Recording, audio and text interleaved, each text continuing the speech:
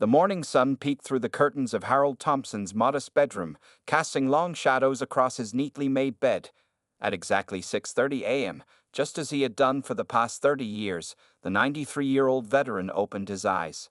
His movements were slow but purposeful as he rose from his bed, his joints creaking like old floorboards in a familiar house. Harold lived alone in his small white house on Pine Street, at the edge of Millbrook, Montana. The house wasn't fancy, but it was well maintained, with a small American flag hanging proudly by the front door. Inside, everything had its place, a habit he had never lost from his military days. As he got dressed in his usual outfit, pressed khaki pants, a clean white shirt, and his comfortable brown sweater, Harold caught his reflection in the mirror. His face was lined with wrinkles that told stories of both joy and hardship, and his white hair was neatly combed to one side. His blue eyes, though aged, still held a sharp clarity that most people half his age would envy. On his dresser sat a collection of framed photographs. The largest one showed a beautiful woman with a bright smile, Margaret, his late wife of 52 years. Next to it was a black and white photo of Harold in his military uniform, standing tall and proud. He touched Margaret's picture gently, as he did every morning, before picking up his wooden cane. The walk to Jerry's diner was exactly 4 blocks. Harold knew every crack in the sidewalk, every house along the way, and even the regular schedule of the neighborhood dogs that would bark their morning greetings. Mrs. Chen, who was watering her roses, waved to him as she did every day. "Good morning, Mr. Thompson," she called out cheerfully. "Good morning, Mrs. Chen. Your roses are looking particularly fine today," Harold replied with a gentle smile. He always noticed such things. It was part of what made him special to the townspeople. The bell above Jerry's diner door chimed as Harold pushed it open at precisely 7:15 a.m. The familiar smell of coffee and bacon filled the air, mixing with the soft chatter of the morning regulars. Sally, the waitress who had worked there for over 20 years, was already moving towards his usual booth with a cup of coffee in hand. "Right on time as always, Mr. Thompson," Sally said warmly, placing the steaming cup in front of him. The coffee was exactly how he liked it, black with just a touch of sugar. "The usual breakfast today." Harold nodded, his eyes crinkling at the corners as he smiled. "Thank you, Sally, you know me too well." While waiting for his breakfast, 2 eggs over easy, whole wheat toast, and a side of hash browns, Harold pulled out his worn leather wallet. Inside, behind his veteran's ID card, he kept the small photograph of Margaret that he always carried with him. The edges were slightly worn from years of handling, but her smile was as bright as ever. Other customers in the diner treated Harold with quiet respect. They knew he was a veteran, though few knew the details of his service. Sometimes, the younger children would wave at him, fascinated by his neat appearance and dignified manner. Harold would always wave back, occasionally sharing a wrapped hard candy from his pocket with them. Sally returned with his breakfast, arranged exactly as he liked it. "Here you go, Mr. Thompson. I made sure the cook made your toast just the way you prefer it, not too dark." "You're an angel, Sally," Harold replied, carefully arranging his napkin on his lap. He ate with the same precision he applied to everything else in his life, cutting his eggs into neat portions and dabbing his mouth with his napkin between bites. Through the large diner windows, Harold could see the town coming to life. The hardware store across the street was raising its shutters, and the mail truck was making its first rounds. This was his Millbrook, his home for the past 40 years, where every day followed a comfortable pattern. Little did Harold know that this peaceful routine, which he had carefully maintained since Margaret's passing, was about to face an unexpected disruption. But for now, on this quiet morning, he simply enjoyed his breakfast, unaware that his carefully ordered world was about to change forever. The peaceful morning routine at Jerry's diner changed forever when the rumble of motorcycle engines shook the windows one Tuesday morning. Harold looked up from his usual breakfast to see 5 large motorcycles pulling into the parking lot.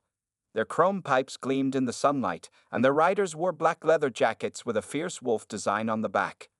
The bell above the door chimed aggressively as the bikers entered, their heavy boots thumping against the worn linoleum floor. The leader, a tall man with a thick beard and dark sunglasses, scanned the diner before choosing the booth right next to Harold's. The patch on his jacket read Razor, and the way other bikers followed his lead made it clear he was in charge.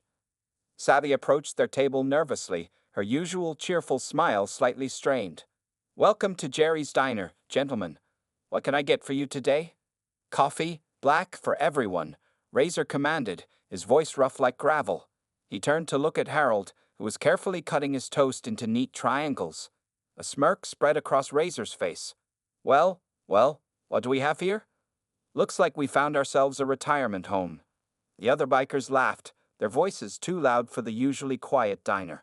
Other customers began to shift uncomfortably in their seats.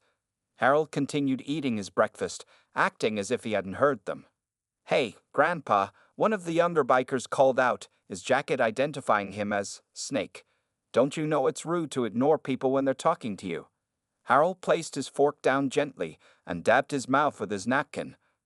I was taught that it's rude to interrupt someone's breakfast, he replied quietly, his voice steady and calm.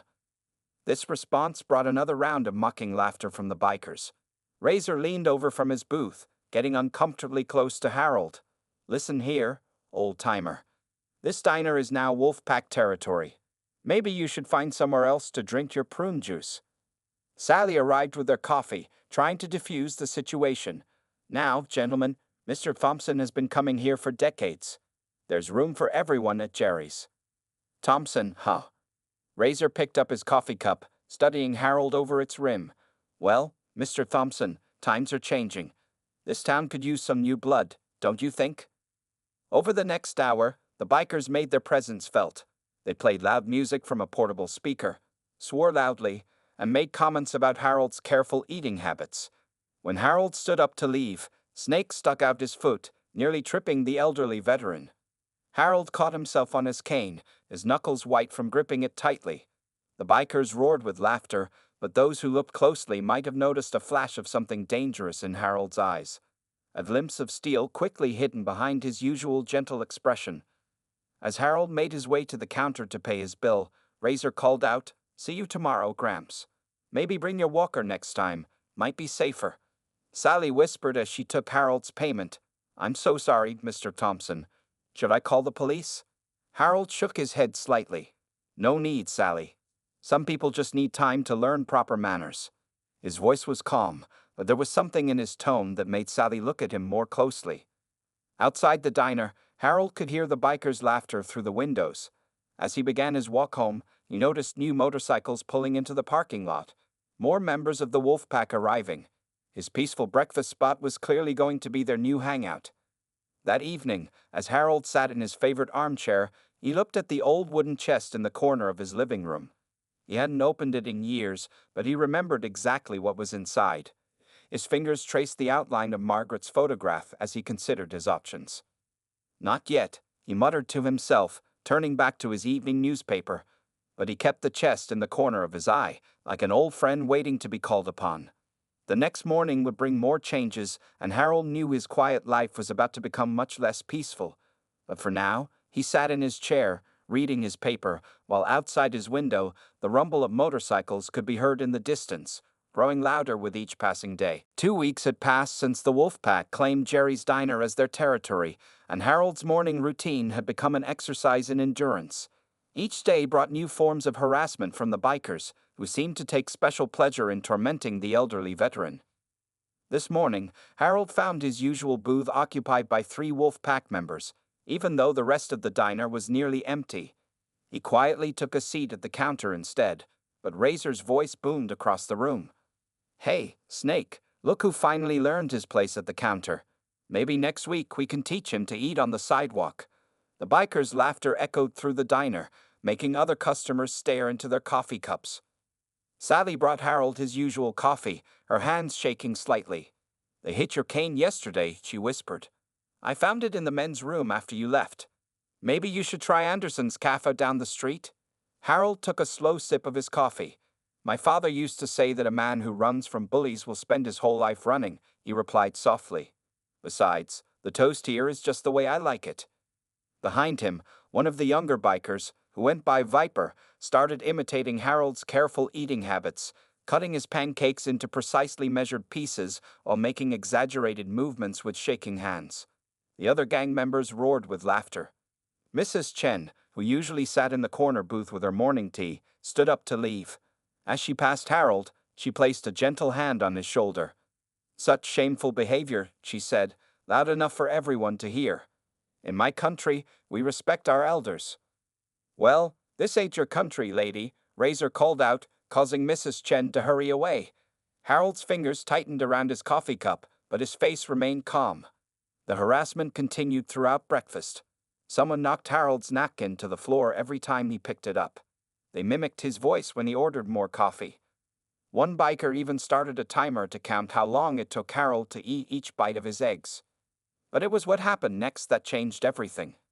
As Harold reached for his wallet to pay his bill, he noticed something was wrong. The familiar weight of Margaret's photograph was missing.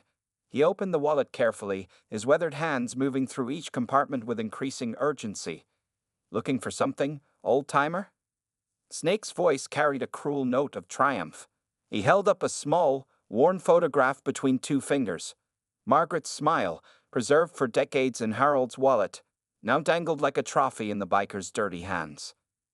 For the first time since the wolf pack arrived, the diner felt completely silent.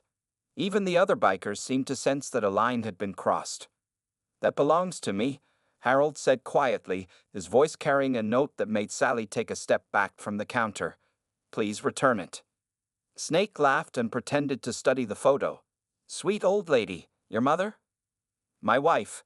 Harold's words carried the weight of 52 years of marriage, 15 years of grief, and a lifetime of memories. "Oops." Snake made a show of dropping the photo into his coffee cup. "Guess she needed a bath." The coffee splashed over the photograph, its dark stains spreading across Margaret's face. Harold stood up slowly, his movements deliberate and controlled. For a moment, something flickered in his eyes, a dangerous gleam that made Razor sit up straighter in his booth. But Harold simply reached into the coffee cup with his napkin, carefully fished out the ruined photograph, and placed it in his pocket. Without a word, he paid his bill and walked toward the door, his steps measured and steady even without his cane. "Same time tomorrow, Cramps." Razor called after him, but there was a hint of uncertainty in his voice. Harold paused at the door, his hand resting on the handle. He turned slightly, not quite looking at the bikers. "Yes," he said simply, "same time tomorrow." As he walked home that morning, Harold's mind wasn't on his ruined photograph or the morning's humiliation. Instead, he was thinking about the wooden chest in his living room corner and about decisions that once made couldn't be unmade. In his pocket, the coffee-stained photograph of Margaret seemed to weigh as much as all his years of peaceful retirement. Tomorrow would be different. Tomorrow, Harold Thompson would remind the world who he used to be. That evening, after returning home from the diner, Harold Thompson stood in his living room staring at the wooden chest in the corner. After 15 years of remaining locked, its brass hinges creaked as he opened it. The familiar smell of gun oil and leather filled the air. Inside, wrapped in an old army blanket, lay memories of a different life.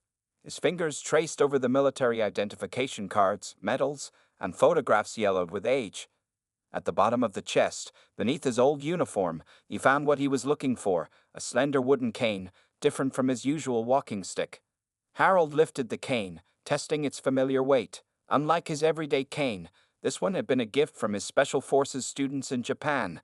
Made of polished black oak, it looked ordinary enough, but in the right hands, it was anything but ordinary. "I promised you I'd stay out of trouble, Margaret," he whispered to the damaged photograph he placed on the chest's lid. The coffee stains had dried, leaving her beautiful smile forever altered. But some promises have to be broken to keep the more important ones. The next morning, Harold arrived at Jerry's diner at his usual time, but something was different. He walked straighter, his movements more fluid despite his age. The new cane made barely a sound as it touched the floor. The wolf pack was already there, lounging across several booths. Snake noticed Harold first and nudged Razor. "Look who's got himself a fancy new stick." Razor stood up, blocking Harold's path to the counter. "Nice cane, old man. Mind if I take a closer look?" He reached for the cane, but Harold's grip remained firm. "You don't want to do that, son," Harold said quietly.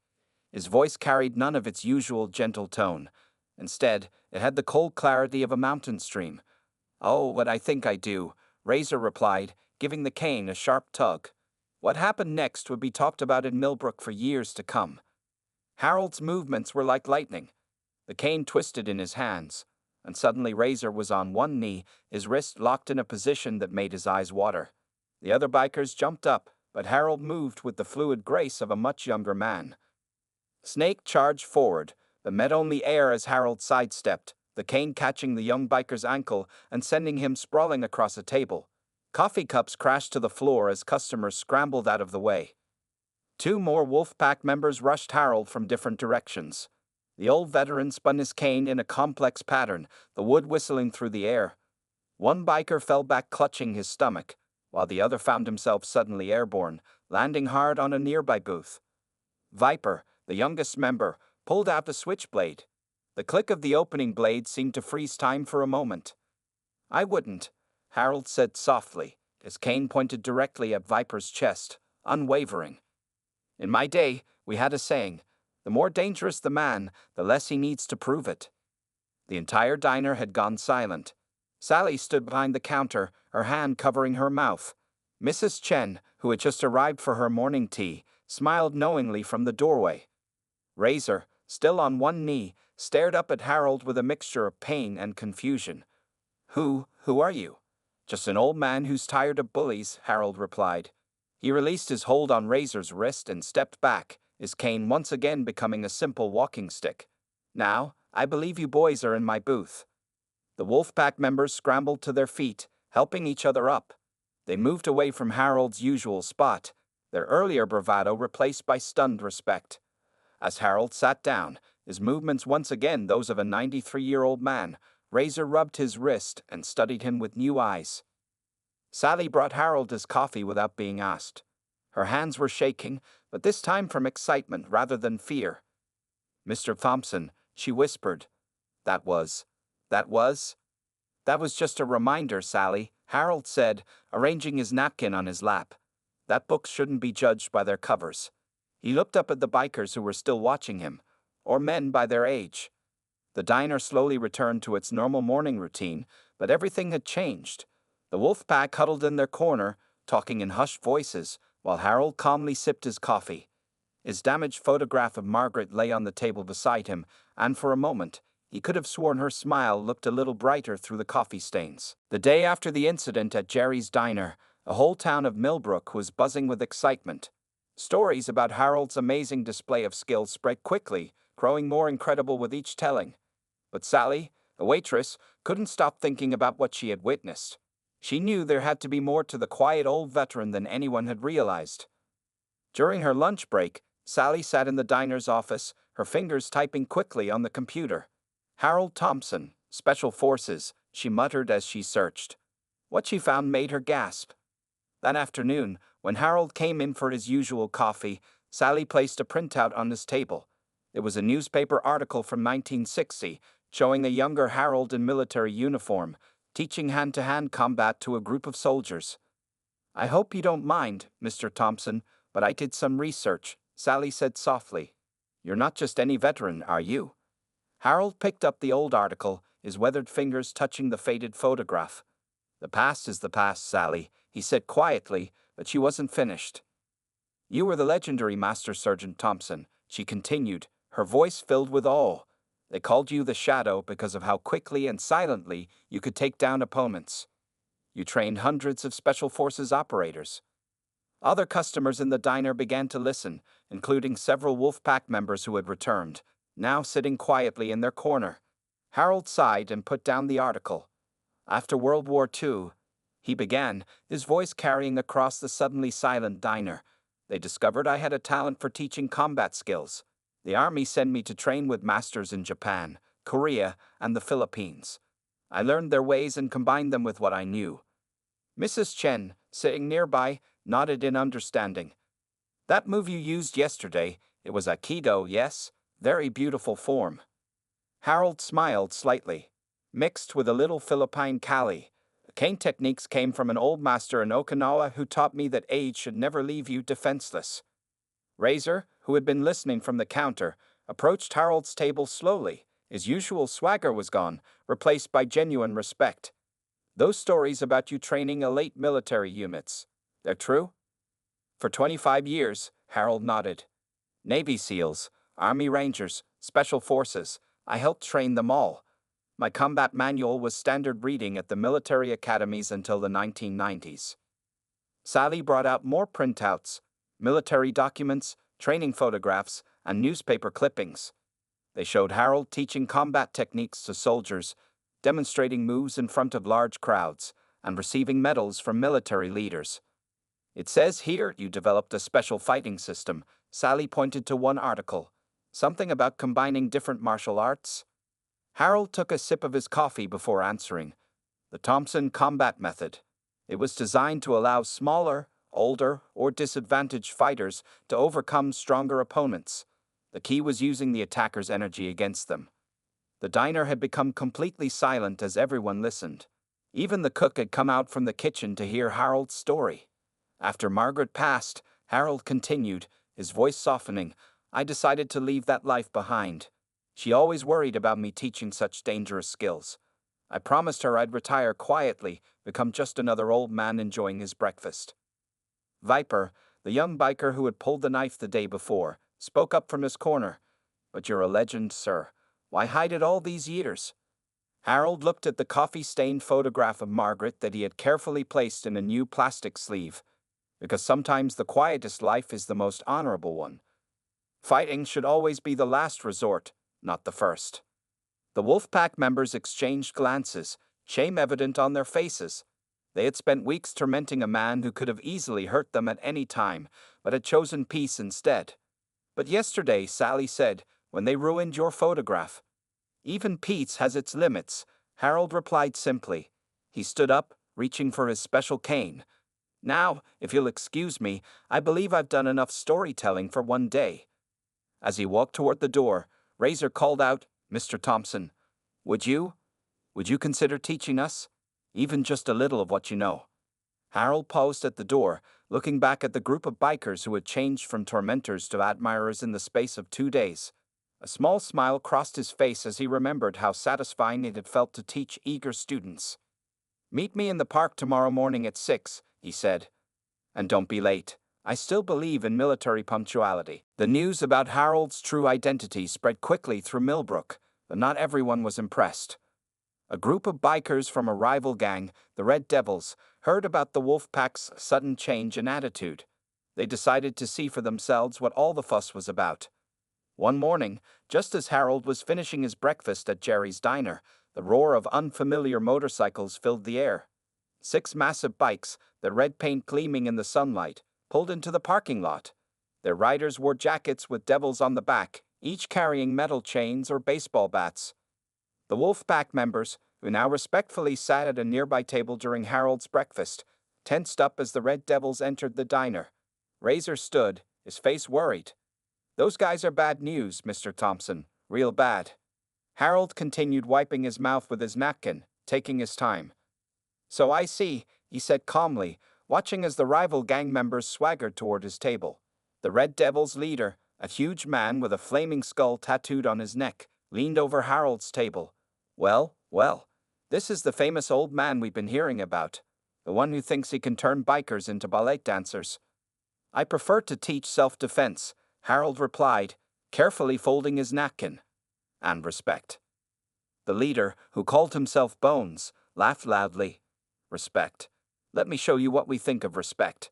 He reached for Harold's coffee cup, intending to spill it.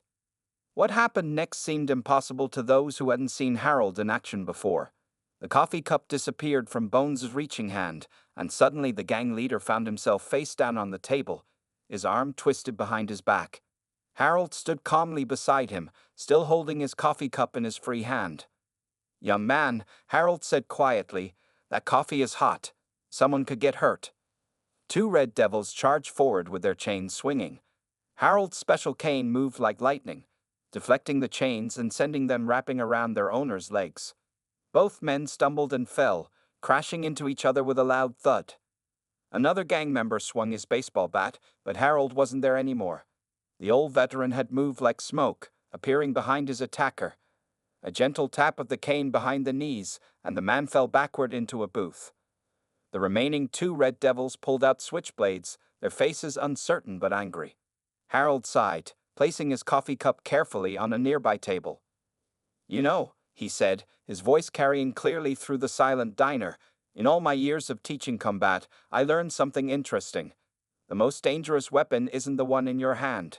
He tapped his temple with a finger. It's the one up here. The two men hesitated, looking at their fallen companions. Bones was still struggling to get up from the table, his arm locked in Harold's seemingly gentle grip. Now, Harold continued, we have two choices. Either we continue this unpleasant business, which will end with all of you requiring medical attention, or we can sit down and have a civilized conversation about territory, respect, and the benefits of peaceful coexistence. The Red Devils looked at each other, then at their trapped leader. Slowly, they lowered their knives. Wise choice, Harold said, releasing Bones's arm. Sally, could we get coffee for everyone, please, and some ice packs? To everyone's amazement, the next hour saw both the Wolf Pack and the Red Devils sitting together, listening as Harold shared stories about his military days. He spoke about honor, about protecting others instead of bullying them, and about finding strength in discipline rather than fear. The strongest warriors, Harold told them, are the ones who know when not to fight. By the time the coffee cups were empty, something had changed. The Red Devils were looking at Harold with the same respect the Wolf Pack had discovered. Bones, holding an ice pack to his shoulder, finally spoke up. Mr. Thompson, he said, his gruff voice unusually humble, would there be room for a few more students in your morning classes? Harold smiled, picking up his special cane. There's always room for those willing to learn. 6 a.m. tomorrow, in the park. Don't be late. As the two gangs left the diner together, their earlier hostility forgotten, Sally shook her head in amazement. Mr. Thompson, you just solved our town's gang problem with a cup of coffee and some wisdom. Sometimes, Harold replied, leaving his usual tip on the table, the best victories are won without throwing a single punch. 1 month had passed since the confrontation with the Red Devils, and the town of Millbrook had changed in ways no one could have predicted. Every morning at exactly 6 a.m., the park filled with the rumble of motorcycles as both the Wolfpack and Red Devils arrived for Harold's training sessions. The sight was remarkable to early morning joggers and dog walkers. 20 tough-looking bikers, all in their leather jackets, stood in neat rows on the dewy grass, following the movements of a 93-year-old man with careful attention. Breathe deeply, Harold instructed, demonstrating a slow movement with his cane. Power doesn't come from muscle alone. It comes from balance, from understanding yourself and your opponent. Razor and Bones, once bitter rivals, now stood side by side in the front row. Both men had removed their usual bandanas and cut their wild hair into neat, military-style cuts. Their boots were polished, and their leather jackets were clean and well-maintained. Mr. Thompson, Bones asked during a water break, why did you choose to teach us instead of having us arrested that day? Harold leaned on his special cane, looking at the group of bikers who had become his unlikely students. Because 50 years of teaching showed me something important. Sometimes the roughest exterior hides the greatest potential. The training sessions weren't just about fighting. Harold taught them meditation, respect, and the importance of community service. The bikers began helping elderly neighbors with yard work, escorting women safely to their cars at night, and watching over the local playground to keep children safe. One afternoon, Mrs. Chen discovered some teenagers trying to spray paint graffiti on her garden wall. Before she could call the police, 3 Wolfpack members appeared on their bikes, sent the teenagers running, and offered to help clean up the wall. Your students are changing our town, Mrs. Chen told Harold the next morning at Jerry's diner. They are becoming protectors, not troublemakers. The diner itself had become a different place. The bikers still gathered there, but now they stood when Harold entered, waiting until he took his seat before sitting down themselves. They kept their voices low, used proper manners, and always treated Sally with respect. Snake, who had once ruined Harold's photograph of Margaret, now carried a small album of pictures showing the bikers' community service work. We want to make you proud, sir, he told Harold, showing him photos of the gang members painting Mrs. Chen's fence and helping at the local food bank. Even the police noticed the change. Officer Roberts stopped by the diner one morning to speak with Harold. I don't know how you did it, he said, shaking his head in amazement. The calls about gang trouble have dropped to 0. These boys are actually helping us keep the peace. Harold smiled, watching as Razor helped an elderly woman with her heavy shopping bags outside the diner window. They just needed someone to believe in them, he replied. and to show them that real strength comes from protecting others, not intimidating them. The transformation went beyond their behavior. The bikers began taking night classes at the local community college. Viper, the youngest member, enrolled in a nursing program. 2 others started a legitimate motorcycle repair shop. Bones used his business degree to help them with the paperwork. One evening, as Harold sat in his living room looking at his old military chest, there was a knock at the door. Outside stood all 20 of his students, their bikes parked neatly along the street. Razor stepped forward, holding a carefully wrapped package. "We wanted to thank you, Mr. Thompson," he said, his voice thick with emotion, "for giving us a second chance, for teaching us what real honor means." Inside the package was a beautiful wooden display case. It held Harold's military medals, newspaper clippings, and in the center, a new photograph of Harold with his students, all standing proud and straight in their leather jackets. At the bottom was an engraved plate that read, "To Master Sergeant Harold Thompson, you taught us that true strength lies not in the ability to throw a punch, but in the wisdom to know when not to." Harold felt tears in his eyes as he looked at the gift, then at the transformed men standing before him. "You know," he said quietly, "Margaret would have been proud of all of you." The bikers stood a little straighter at his words, knowing they had received the highest praise their teacher could give. 6 months had passed since Harold Thompson first revealed his true identity to the town of Millbrook. On a bright Sunday morning, Jerry's diner was more crowded than usual. The occasion was special. It was Harold's 94th birthday. The diner had been transformed. Banners hung from the ceiling, and every table was filled with townspeople. The Wolfpack and Red Devils members, now known collectively as Thompson's Guardians, stood proudly in their newly designed leather jackets. The back of each jacket displayed a cane crossed with a sword, surrounding the words, "Strength through honor." Sally had outdone herself decorating the diner. Old photographs from Harold's military days lined the walls, showing him training soldiers across the world. Newer pictures showed him with his students in the park, teaching them the art of the cane and the way of respect. "Attention, everyone," Razor called out, standing at the center of the diner. His voice, once harsh and threatening, was now clear and dignified. "Today we celebrate not just a birthday, but a transformation.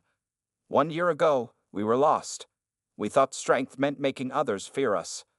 Bones stepped forward, continuing the speech. "Then we met a man who showed us true strength. He could have beaten us, had us arrested, or run us out of town. Instead, he chose to teach us, to believe in us when nobody else would." The gathered crowd nodded in agreement. Mrs. Chen wiped tears from her eyes as she remembered how the bikers had repainted her entire house last month. Officer Roberts smiled, thinking of how the former gang members now helped police patrol the streets during festivals and parades.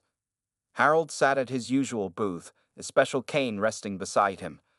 The coffee-stained photograph of Margaret had been professionally restored and now sat in a beautiful silver frame on his table. His students had secretly arranged it as a gift. Snake, who had once ruined the original photograph, now approached Harold with a large cake. The candles spelled out "Thank you" instead of a number. "Mr. Thompson," he said, his voice shaking slightly, "you gave us more than fighting skills. You gave us purpose." One by one, Harold's students stepped forward to share how their lives had changed. Viper spoke about his nursing studies and how he used his new skills to start a free clinic for motorcycle accident victims. 2 others described their successful repair shop, which now offered apprenticeships to troubled youth. "The Thompson combat method isn't just about fighting," Harold said when it was his turn to speak. "It's about fighting for what's right, about protecting those who need protection, about being the kind of person who makes the world better, not worse."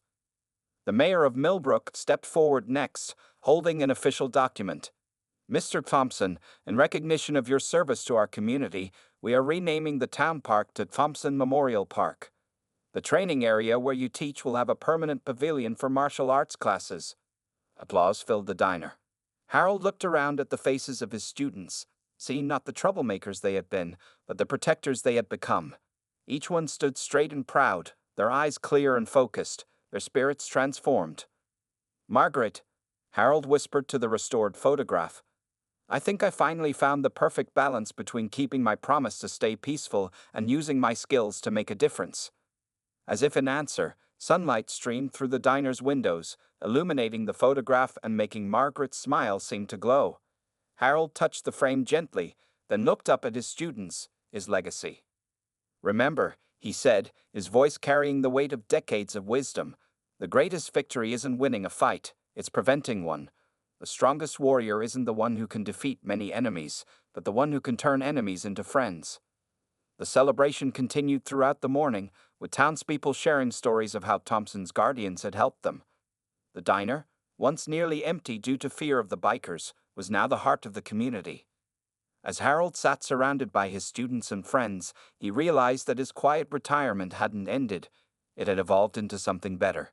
He had found a new purpose, not in fighting, but in teaching others to choose peace. And in doing so, he had created a legacy that would continue long after he was gone. "Happy birthday, sir," Razor said softly, placing a hand on Harold's shoulder. "Thank you for showing us the way."